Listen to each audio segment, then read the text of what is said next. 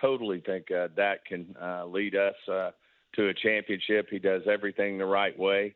He's certainly the leader of this football team. It just so happens that, sometimes, that old oblong football doesn't bounce your way. And, we're hanging around the rim. We've just got to go up there and grab it, to use a basketball term, and dunk it in. And we're hanging around the rim. We just got to get the job done.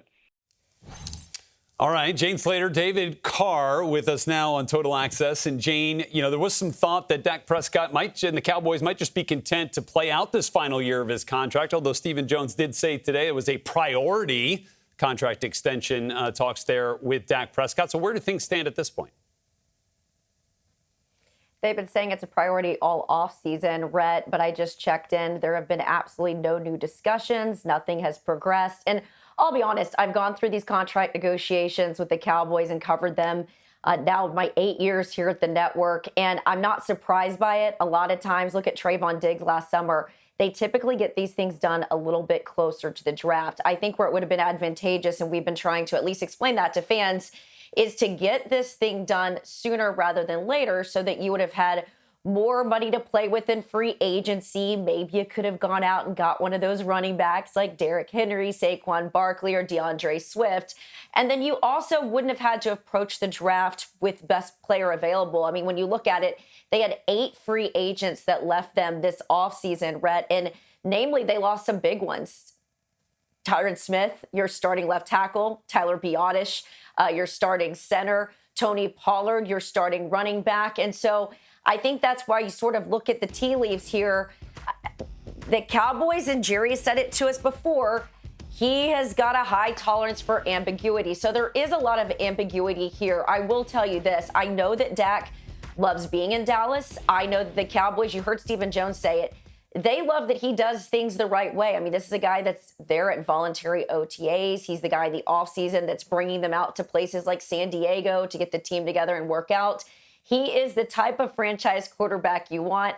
And I know you can speak to this. Quarterbacks like Dak Prescott don't exactly grow on trees, but the longer you keep him in the building, that number does go up as it relates to market value.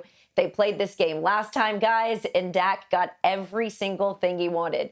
The short contract, he got the APY that he wanted, and what I think is important to note here, he also got a no franchise tag, and he also got a no trade clause, and more importantly, he has a contract. He's here next year getting paid regardless, so he does not have to do anything right now. That's what's so interesting about this whole scenario, James. Like, Dak would do so well in the open market. I mean, it would be, we were joking earlier, it would be Kirk Cousins type stuff, because that's how good of a player that I think Dak is, and that's how good of a player the rest of the league believes that he is. And that's really my issue with the Cowboys right now, is I'm not really sure what their plan is, other than, and it's going to sound a little bit depressing, we're just going to ride this out and see if McCarthy and Dak can get us to where we want to go. And if it doesn't work, we'll blow it up next year.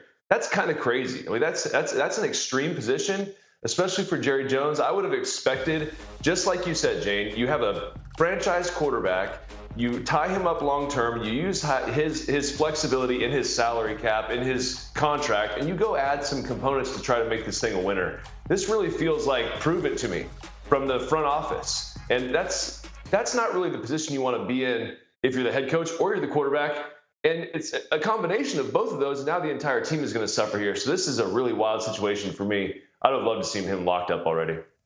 Cowboys rookies will report on Friday for rookie minicamp. Will not include any running backs that were drafted in this group. You won't see Ezekiel Elliott there, but he will be there when OTAs begin and when mandatory minicamp begins. Jane Slater, what's your understanding of all that went into his re-signing with the team?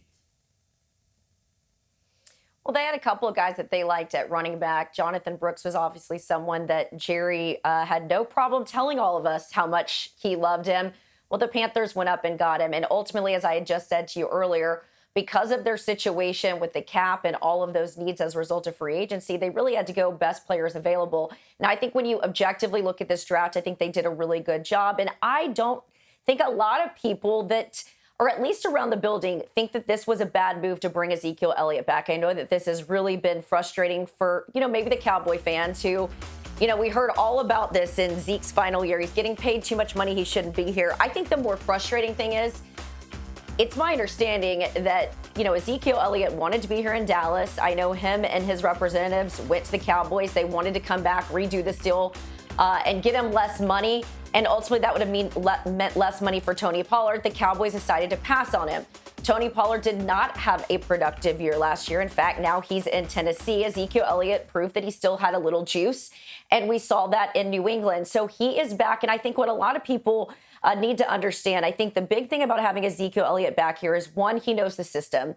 B, I think he's huge for Dak Prescott to have just offensively as he's making this push in a very uncertain year. But the running backs looked a little lost last year, and I think that having Zeke back in the room, his football IQ is going to be huge for them, and I think he can open up holes that they didn't have last year, and more importantly, with a very young offensive line, I think he's going to be huge for them. So I think that this was a good move objectively, maybe frustrating to a lot of folks. Jane Slater, thank you as always for your insight.